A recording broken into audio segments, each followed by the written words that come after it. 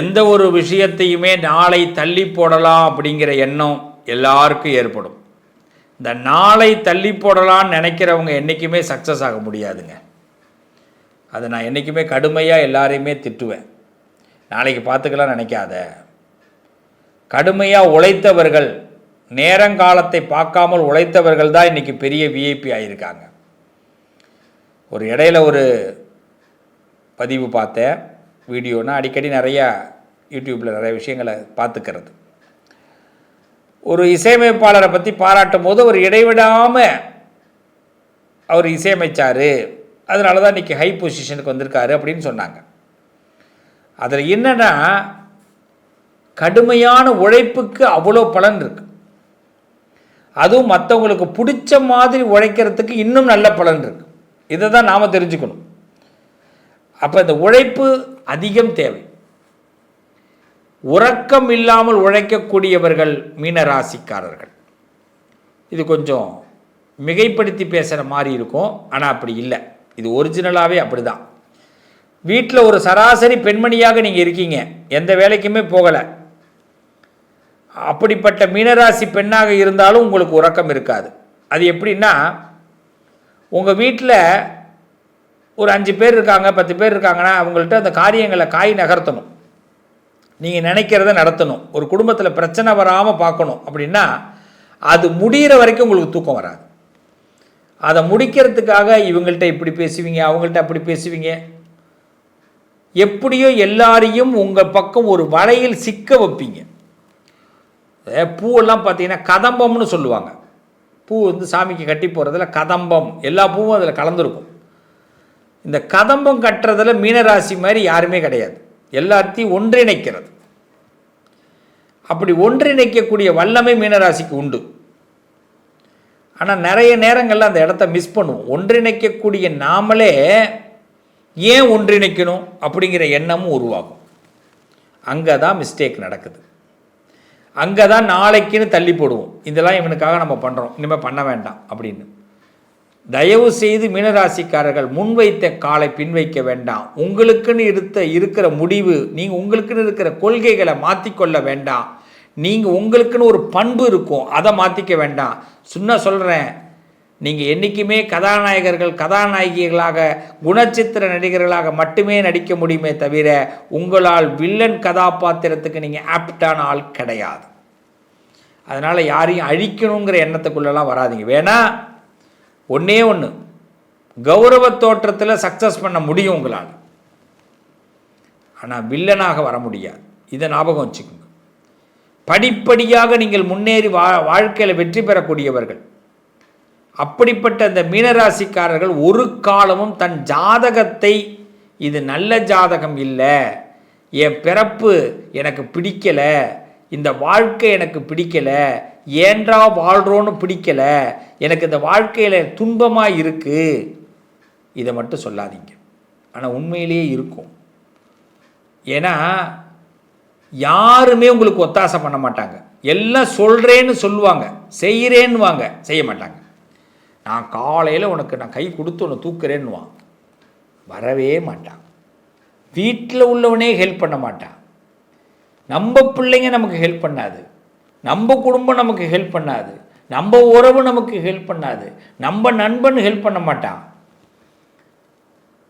நான் இருக்கிறேன்டா நம்ம கத்திக்கிட்டே இருந்தால் தான் 4 பேர் திரும்பியாவது பார்ப்பான். அப்போ என்ன செய்கிறது? அப்போ நமக்கு குறுக்கு வழியில் போகவும் தெரியாது. அப்படி குறுக்கு வழியில் போனால் மாட்டிப்போம், நமக்கு செட் ஆகாது. ஒரு நாள் செட் ஆகும், ஒரே ஒரு தடவை குறுக்கு வழி செட் ஆகும், உடனே ஒரு தடவை செட் ஆகுதுன்னு அடுத்த தடவை போயிடாதீங்க. நான் எப்பயுமே ஒன்று சொல்லுவேன், மீனராசிக்கு பெண்ணு, பொண்ணு, பொருள், புகழ், கௌரவம், இது 5மே கிடைக்கும். ஆனால் எல்லாம் ஒன் டைம் மட்டும்தான். இது நான் பல பதிவில் கொடுத்துருக்குறேன். எல்லாமே ஒரு தடவை தான் கிடைக்கும், அடுத்த தடவை அப்படியே வரணும்னு எதிர்பார்க்காதீங்க. அதான் மீனராசி. ஏன்னா அங்கே சுக்கிரனும் இருப்பார், குருவும் இருப்பார், புதன் அங்கே இருக்கார், நீசமாக போயிடுவார். நிறைய இடங்களில் மீனராசிக்காரர்கள் திரைமறைவில் இருந்தால் தான் நல்லது. யாருக்காவது பின்னாடி நின்னீங்கன்னா நீங்கள் பெரிய பலமான ஆளாக வரலாம். நீங்கள் முன்னாடி உங்களை பின்னாடி இன்னொருத்தவங்க இயக்குனா தான் நீங்கள் பலமாக வருவீங்க. ஆக நீங்கள் இண்டிவிஜுவலாக பலமாக வர முடியாது. அப்படி இருக்கும்போது ஜாதகத்து மேலே ஒரு வெறுப்பு வந்துடும். வெறுப்பு வரக்கூடாது. வெறுப்பு வந்துருச்சுன்னா ஜாதகம் ஃபெயிலியர் ஆக ஆரம்பிச்சிடும். நம்ம வாழ்ந்துருக்கிறோம், இன்னும் வாழ போகிறோம், இன்னும் நல்லா இருக்க போகிறோம். அப்படி இருக்கும்போது இந்த ஜாதகத்தை புதுப்பிக்கணும். ஒரு விஷயம் நமக்கு தொடர்ந்து கஷ்டம் வருதா, ரொம்ப வருத்தமாக இருக்கமா, ஒரு விஷயம் நடக்கலையா, சார் நான் வீடு கட்டணும் சார், நடக்கலை, வீடு கட்டிக்கிட்டு இருக்கேன், பாதியில் நிற்கிது, கல்யாணமா வரலை, குழந்தையா இல்லை, என் லைஃப்பில் ஒரு சந்தோஷம் இல்லை, எது வேணாலும் உங்களுக்கு சொல்லலாம், ஃபினான்ஷியலில் ரொம்ப பிரட்டி போடுது சார். ஆனால் இதையெல்லாம் மாற்றுறதுக்கு ஜாதகத்தை ரெனிவல் பண்ணுமே தவிர அவநம்பிக்கையை கொண்டு வந்துடக்கூடாது. பரிகாரத்தை தேடி ஓடக்கூடாது. தோஷங்களை கலைக்கிறதுக்காக ஓடக்கூடாது.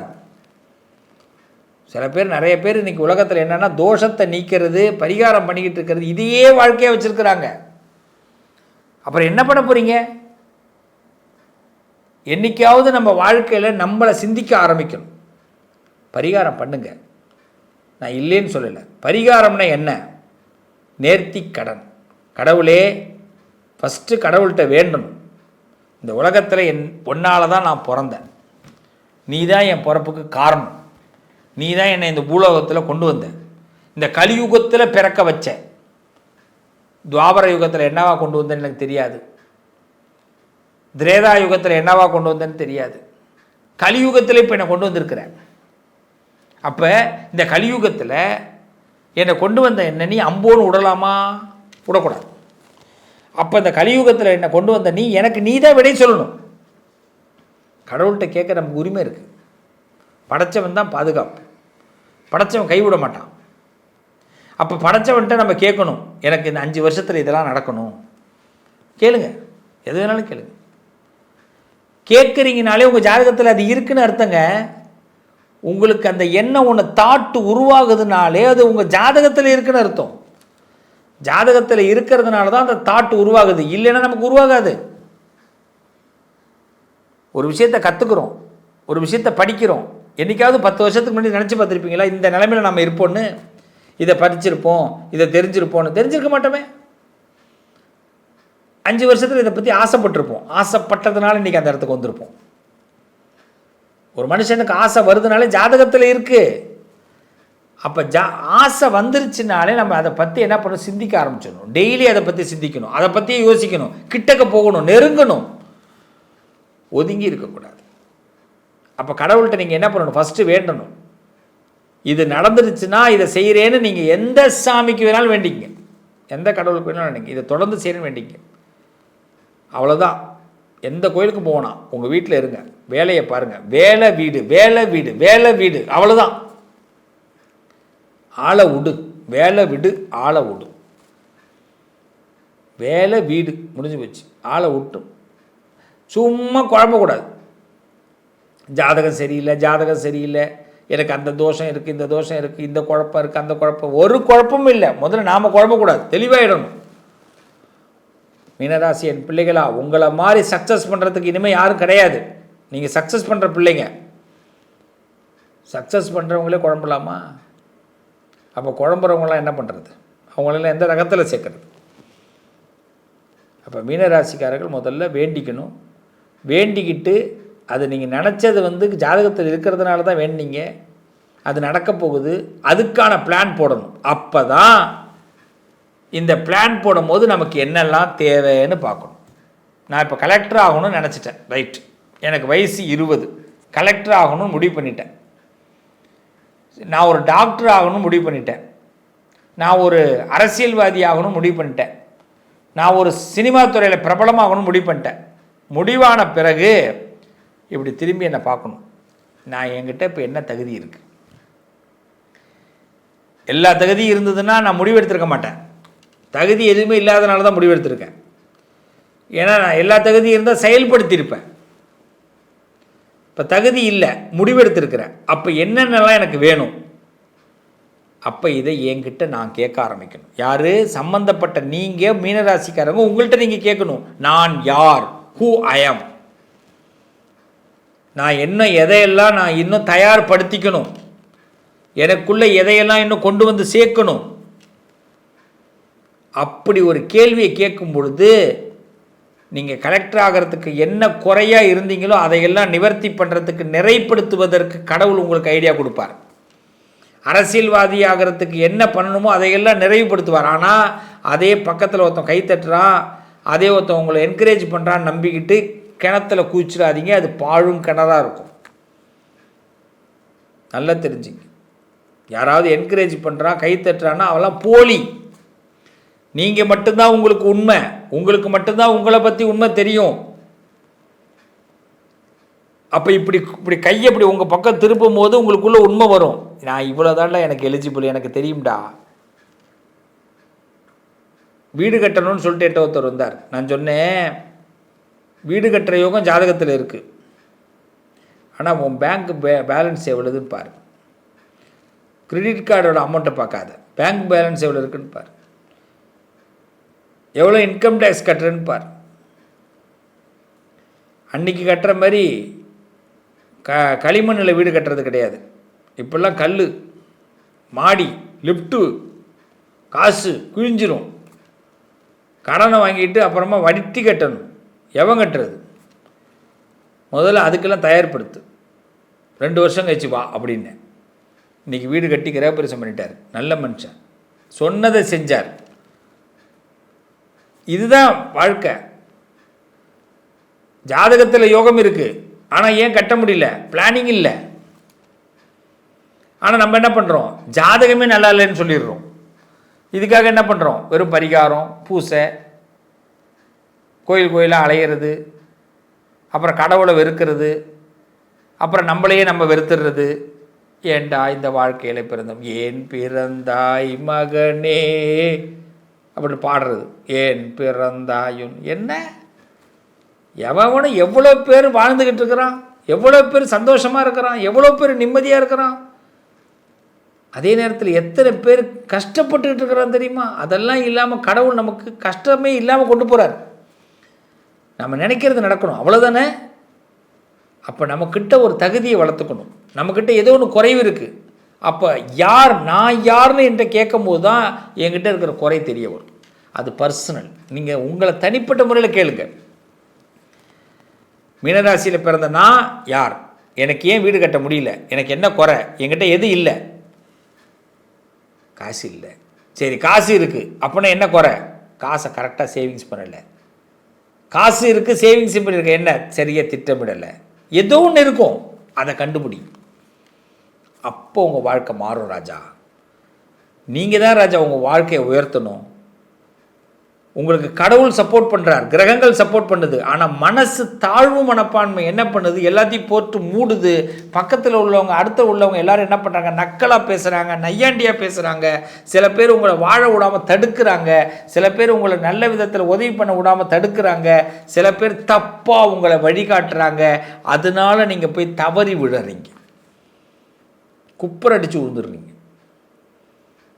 ஆனால் நம்புங்க, கடவுள் இருக்கார். நான் என்றைக்குமே நம்பிக்கையை மட்டும் வளரணும்னா கடவுளை நம்பணும்.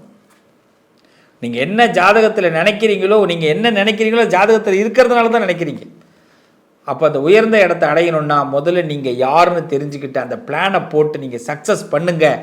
கண்டிப்பாக நீங்கள் வெற்றி பெறுவீங்க. நீங்கள் இது வரைக்கும் பெற்ற அவமானங்கள், பெற்ற மரியாதை குறைவுகள் எல்லாம் நீங்கி வெகுமானமாக இருக்கும். ஏண்டா பிறந்தோங்கிற வார்த்தையை தூக்கி எரிஞ்சிட்டு ஏன் பிறந்தோம் அப்படின்னு நீங்கள் கண்டுபிடிக்க ஆரம்பிங்க. உங்கள் வாழ்க்கை மாறும்.